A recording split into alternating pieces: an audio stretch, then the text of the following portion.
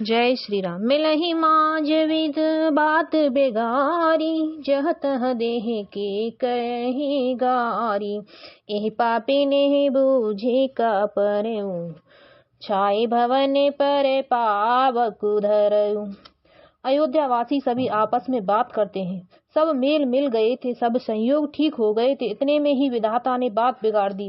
जहां तहां लोग कैकई को गाली दे रहे हैं। इस पापिन को क्या सूझ पड़ा जो इसने छाए घर पर आग रख दी। निज कर नयन काणे जह दीखा, डारे सुधा बेसु चाहत चीखा। कुटिल कठोर कुबुद्धि अबागी, भई रघुवंश बेन बन आगी। यह अपने हाथों से अपनी आंखों को निकालकर आंखों के बिना ही देखना चाहती है और अमृत फेंककर विष चखना चाहती है। यह कुटिल कठोर दुर्बुद्धि और अभागिनी कैकई रघुवंश रूपी बांस के वन के लिए अग्नि हो गई। पालव बैठे पेड़ एह काटा, सुख महु सुख ठाटु धरि टाटा। सदा राम एह प्राण समाना, कारण कवन कुटिल पन उठाना। पत्ते पर बैठकर इसने पेड़ को काट डाला, सुख में शोक का ठाट ठट कर रख दिया। श्री रामचंद्र जी इसे सदा प्राणों के समान प्रिय थे, फिर भी न जाने किस कारणवश इसने यह कुटिलता ठानी।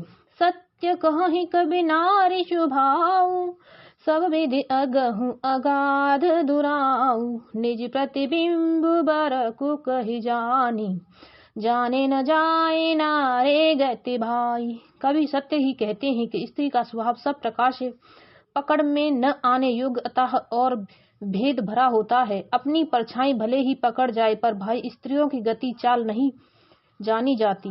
काहन पावक जारि सग, कान समुद्र समाय। कान करे अबला प्रबल, कह जग काल न खाए। सियावल रामचंद्र की जय, पवन सुत हनुमान की जय। उमापति महादेव की जय। और अवधवासी कहते हैं, आग क्या नहीं जला सकती, समुद्र में क्या नहीं समा सकता। अबला कहाने वाली प्रबल स्त्री जाति क्या नहीं कर सकती, और जगत में काल किसको नहीं खाता। का सुनाए विध काह सुनावा, काय दिखाए चह काह दिखावा। एक कहे भल भूप न कीना, बरु विचारे नहीं कुमत ही दीना। विधाता ने क्या सुना दिया और क्या दिखाकर अब वह क्या दिखाना चाहता है। एक कहते हैं कि राजा ने अच्छा नहीं किया, दुर्बुद्धि कैकई को विचार कर वर नहीं दिया। जो हटि भयउ सकल दुख भाजुन, अबला विवश ज्ञाने गुण गाजुन। एक धर्म पर में ते पहचाने, न पहि दोष नहीं देहि शयाने। जो हट करके कैकई को बात को पूरा करने में अड़े रहकर स्वयं सब दुखों के पात्र हो गए। स्त्री के विशेष वश होने के कारण मानो उसका ज्ञान और गुण जाता रहा। एक दूसरे जो धर्म की मर्यादा को जानते हैं और सयाने हैं, वे राजा को दोष नहीं देते। शिवदतीच हरिचंद्र कहानी, एक एक शन कहे बखानी। एक भरत कर सम्मत कहि, एक उदास भाई सुन रही। वे शिवदतीच और हरिश्चंद्र की कथा एक दूसरे से बखान कर कहते हैं। कोई एक इसमें भरत जी की सम्मति बताते हैं, कोई एक सुनकर उदासीन भाव से रह जाते हैं, कोई कुछ बोलते ही नहीं। कान मूंद कर रद गहि जीहा, एक कहे यह बात अलीहा। सुकृत जाहे अश कहत तुम्हारे, राम भरत कहूँ प्राण प्यारे। कोई हाथों से कान मूंद कर, कोई और जीभ को दांतों तले दबाकर कहते हैं कि यह बात झूठ है। ऐसी बात कहने से तुम्हारे पुण्य नष्ट हो जाएंगे। भरत जी को तो श्री रामचंद्र जी प्राणों के समान प्यारे हैं। चंदु छवि बर कर अनल कन, सुधा होए वसुतूल। सपने कबहु न करहि कुछ, भरत राम प्रतिकूल। सियावल रामचंद्र की जय, पवन सुत हनुमान की जय।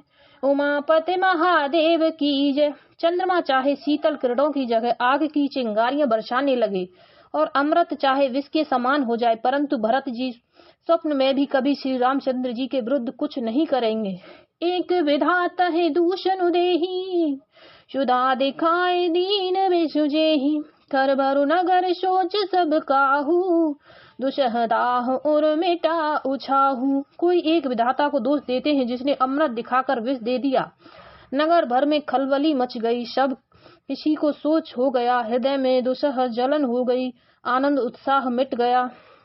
विप्रे बधू कुल मान्य जठेरी, जे प्रिय परम कैकेयी केरी। लगी देन शिख सीलु शराही, वचन बान शमला गहिताही। ब्राह्मणों की स्त्रियां कुल की माननीय, बड़ी बूढ़ी और जो केकई की परम प्रिय थीं, वे उसके सील की सराहना करके उसे सीख देने लगी, पर उसको उनके वचन बाणों के समान लगते हैं। भरत न मोहे प्रिय राम समाना, सदा कहो यहु सब जग जाना। करहु राम पर सहज स्नेहु, के अपराध आज बनु देहु।